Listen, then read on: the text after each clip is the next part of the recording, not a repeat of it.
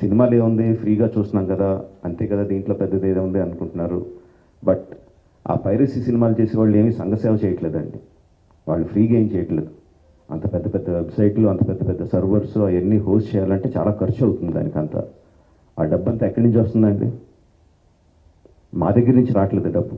మా cinema piracy చేయబడుతుంది, దాని ద్వారా నష్టపోతున్నాం తప్ప మేమేం వాళ్ళకి డబ్బులు ఇవ్వట్లేదు. సో డబ్బు ఎవరు ఇస్తున్నారు వాళ్ళకి అదంతా రన్ చేయడానికి? మీరే ఇస్తున్నారు. మీ పర్సనల్ డేటా అమ్మడం ద్వారా ఇస్తున్నారు.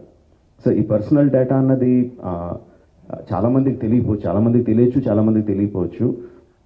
సింపుల్ థింగ్, మీ పేరు, మీ ఫోన్ నెంబరు, ఆర్ మీ పేరు, మీ ఆధార్ కార్డ్ నెంబరు, ఆర్ మీ పేరు, ఆర్ మీ జస్ట్ మీ ఈమెయిల్ ఐడి, ఈ మాత్రం ఇన్ఫర్మేషన్ ఉంటే చాలండి సైబర్ క్రైమ్ కమిట్ చేయడానికి. అంటే ఒక రకం కాదు, అది కొన్ని వందల వేల రకాలుగా వాళ్ళు మీ ఇన్ఫర్మేషన్ని క్రిమినల్స్కి అమ్ముతున్నారు.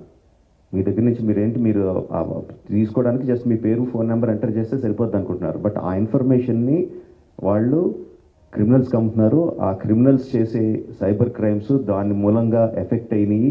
ఎన్నోసార్లు ఎన్నో రకాలుగా వీడియోస్లో చూపిస్తున్నాం. జస్ట్ డబ్బులు పోవడం కాదు, ప్రాణాలు పోయే వరకు వెళ్తుంది.